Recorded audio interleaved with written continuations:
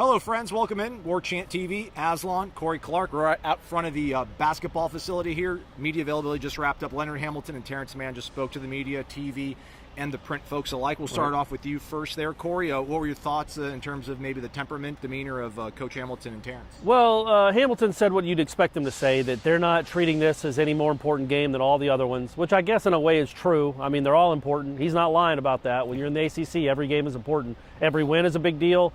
Every loss is a big deal. I mean, it's just the nature of the beast in this league. But that said, you're 17-8.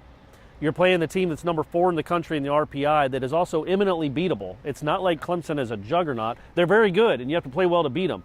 But it's not, it's not a crazy uphill battle to beat this team, especially because they lost one of their best players to a knee injury a few weeks ago. So they're a little, hobbled, I guess you'd say. So anyway, I just think that he said what he needed to say. What I thought was interesting was Terrence Mann had no idea. He doesn't pay attention to bracketology. Yeah. He doesn't know where they are at all, and I thought that was kind of refreshing. I don't really look at it, but I hear about it. But we just got to go out and play our basketball. Worry about ourselves, and things will fall into place.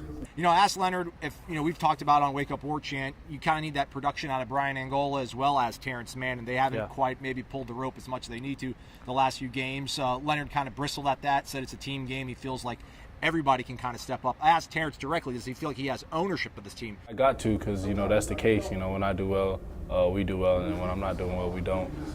So I have that ownership because I guess I'm the older guy. Well, yeah, and he was asked about what the difference has been the last few games, and he just said he hasn't been aggressive enough. He's only taken like 10 or 11 shots, and that includes tip-ins, tip-in attempts. So he just hasn't been aggressive enough, and he said he will play better. It wasn't like a Joe Namath-like guarantee, but it was close, basically saying he will play better. Wagging the finger, walking off the field. All right, keep it on the warchant.com. Corey will have a written analysis of everything you just heard, as well as some more news and notes on the eve of the Clemson game with Florida State. Number 11 Clemson coming out here to the Tucker Center tomorrow. That'll be an exciting one. Do we call the Tucker Center the Tucker Civic Center, the TL, the Triple Tuck, C? Amsterdam? There's a lot of things we call this place. I've never heard Amsterdam. I like that one. Awesome. All right, we'll talk to you later. He's Corey. I'm Aslan.